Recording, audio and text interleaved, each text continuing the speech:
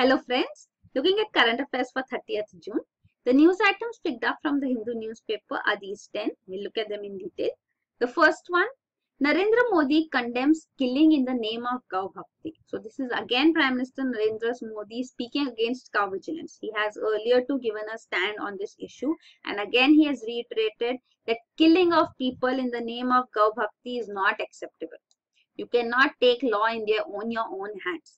He has highlighted, this is a statement coming from him from Sabarmati Ashram in Ahmedabad, and he has highlighted that Mahatma Gandhi, Acharya Vinoba Bhave, these were the leaders who promoted and supported protecting the cow much more than anybody else. But then they were proponents of non-violence. So he says that yes, protecting the cow is important, but not through violence. So he has spoken against so-called cow vigilance again here. But just a few hours after this, we see another incident of mob lynching coming forth on the suspicion of beef as such being carried. So this is an incident from Jharkhand. So in Jharkhand, a mob has lynched a man to death. This is Muhammad Alimuddin. So he was a driver driving a vehicle, and this vehicle was registered in West Bengal, and the mob gathered around this vehicle and they pulled him out, attacked him, lynched him to death on the suspicion that he was carrying beef in his vehicle. A similar incident had happened in Jharkhand few days back, and in this incident, the person was lynched on charge, or was actually attacked on charges that he had slaughtered a cow. He did not die. He was saved by the police, but in this incident, this person has lost his life now. So there's another incident of mob lynching coming forth here. Then the next news item is Rawat in Sikkim as China demands troop withdrawal. So Indian Army Chief General Bipin Rawat has reached Sikkim, where we are seeing a standoff presently. So this is Doklam or Donglang region as it's called in China, at a tri-junction among India, China and Bhutan. So this is the region. In India it is Sikkim state, which comes up here, Bhutan, and for China it is the Tibet. So these are the three regions combining, getting together in this Doklam region. So this is a strategically important region, and Bhutan and China have a dispute over it. So Bhutan claims it to be its own territory, but China says there is no dispute. This is historically belonging to us and it stays with us. And China is actually constructing a road here.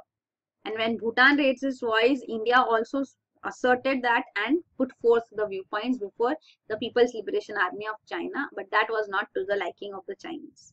So this is what we saw in the last news, that China has asked India to correct its ways. It has also asked it to not speak on behalf of Bhutan. Bhutan does not have diplomatic relations with China. So India is not to be a representative of Bhutan. He said, the Chinese Foreign Ministry spokesperson said that Bhutan is an independent country. It is sovereign country, so its sovereignty should not be diluted by India speaking on its behalf. So this is the status here, but it is a strategically important region, this Donglang or Doklam. It is very close to the Chumbi Valley, which is in Tibetan region. So it's strategically important for China to, it's building a rail connectivity project is being initiated here, and for India too, it is very close to the Chicken's Neck or the Siliguri corridor as it is said. So this is the narrow corridor which connects mainland India to the entire northeastern region. So this is a sensitive region for us too. So Doklam has to be preserved, and it should be maintained as such, not to be encroached by any country, to ensure that this strategically important region remains calm. So we are seeing escalation of tensions here. Actually, General Bipin Rawat, the army chief, had given a statement that India is ready to take on two front wars. We can take a war with China and Pakistan both, and also simultaneously tackle internal security issues too. So we are capable of that. So this was a statement by Army Chief General Bipin Rawat, and in response to this, China has stated that India should remember its defeat in the 1962 war.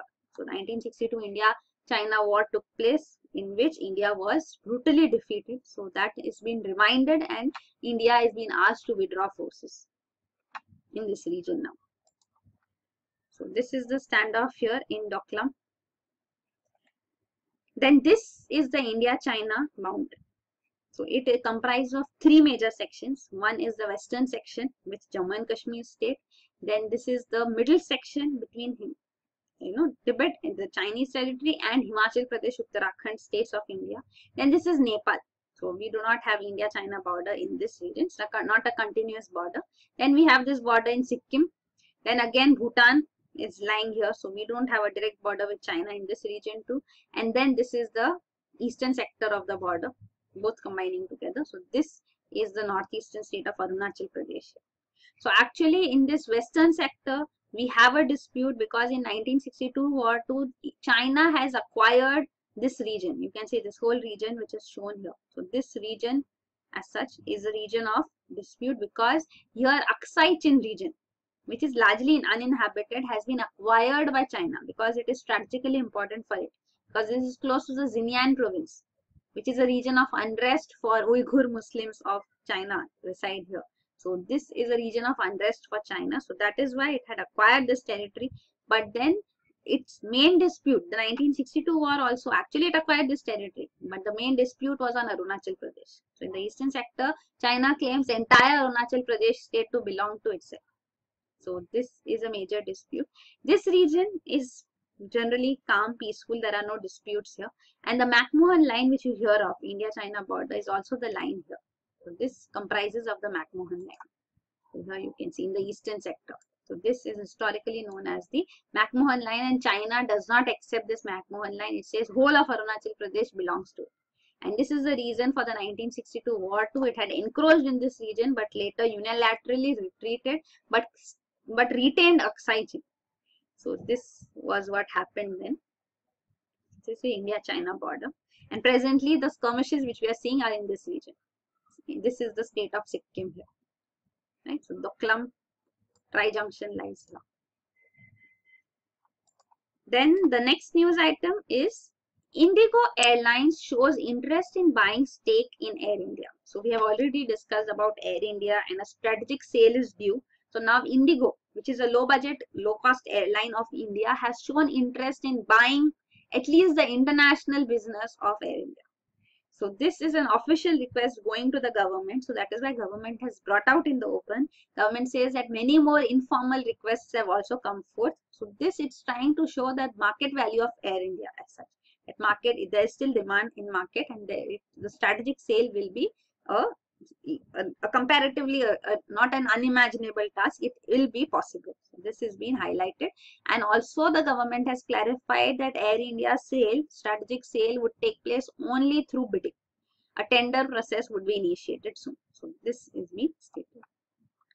Then the next news item is Iraqi PM declares the end of IS.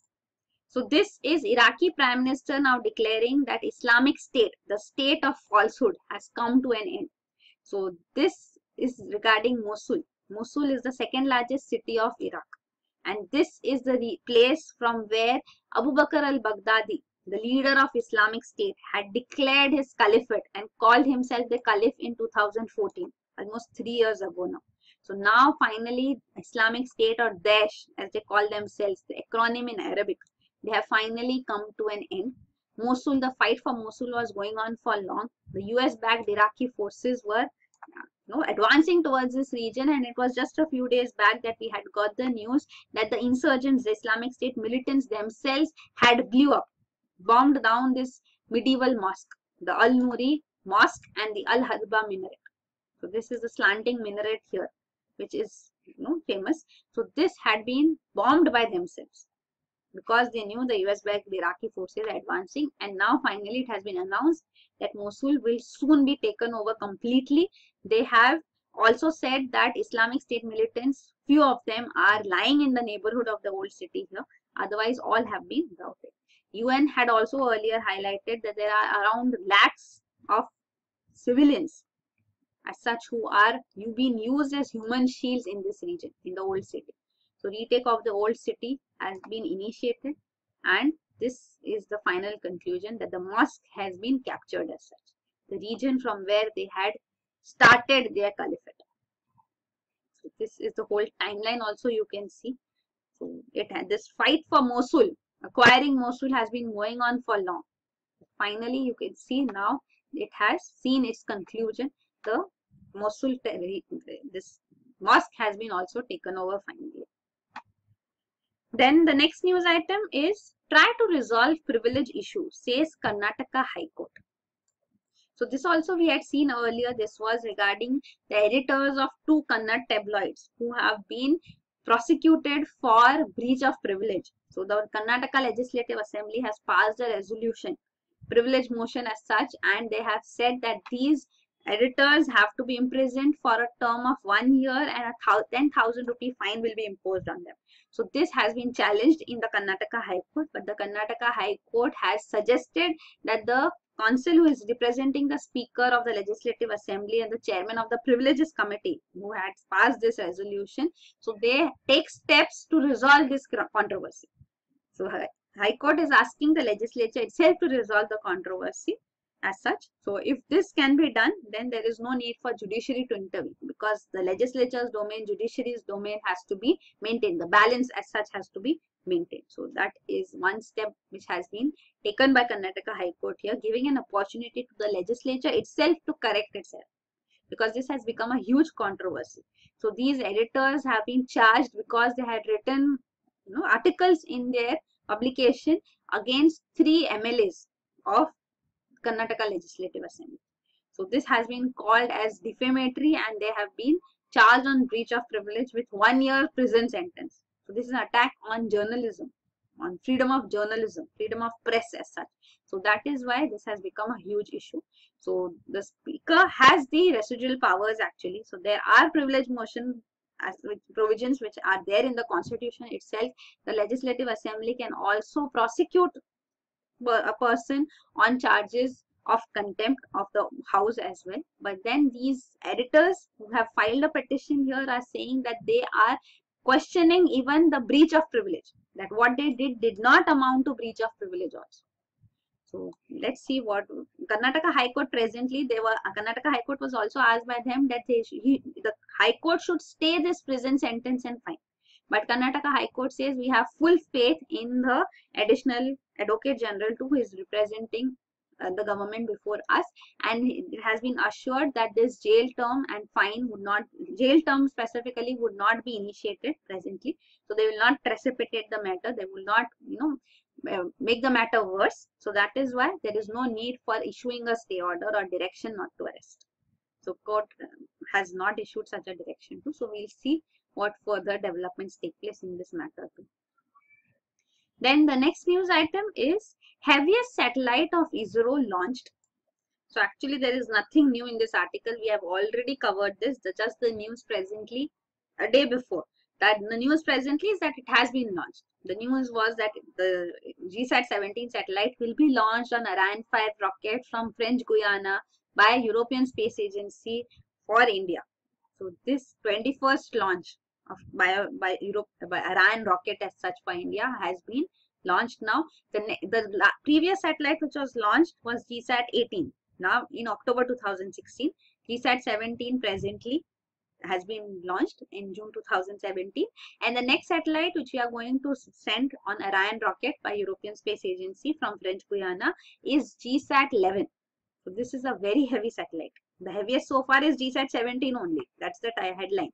So this is 3477 kg satellite. Now GSAT-11 which we are planning to launch by year end from on Ariane rocket only from French Guiana is 5700 kg satellite.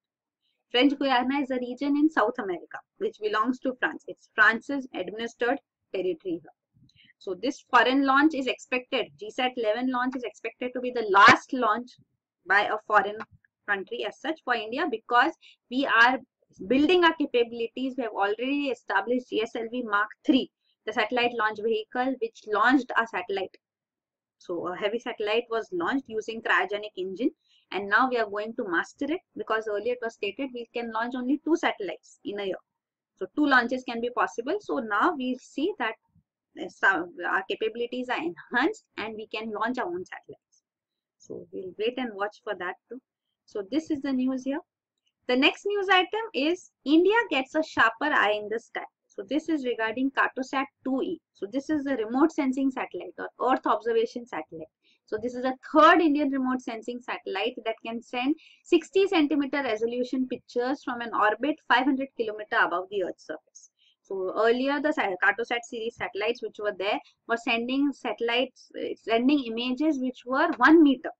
Resolution was 1 meter, so they were not clear enough. But now the 60 centimeter resolution pictures are much more clearer, and ISRO has stated now our dependence on foreign countries, acquiring these imageries from foreign countries would be reduced. So this is also a statement coming forth. Also in 2010-11, CAG had highlighted that prices of high resolution satellite data in the international market was 6 times than the prices of comparable products from Indian remote sensing satellites. So Indian remote sensing satellites services are much more cheaper. So that's what it is. So let's see. The Cartosat 3 series is also being planned and will be launched. And presently, the satellites images have been released in public by ISRO. So this is the part of Kishangarh railway station here in Rajasthan. So this is the 60 centimeter resolution image which has been uploaded. Plus also another image is of Doha.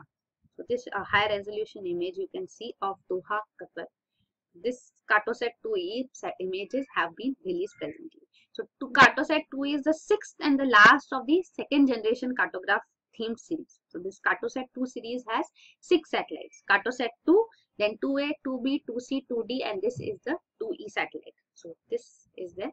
Then Cartosat 3 series will be initiated with further improving the resolution. So this is it.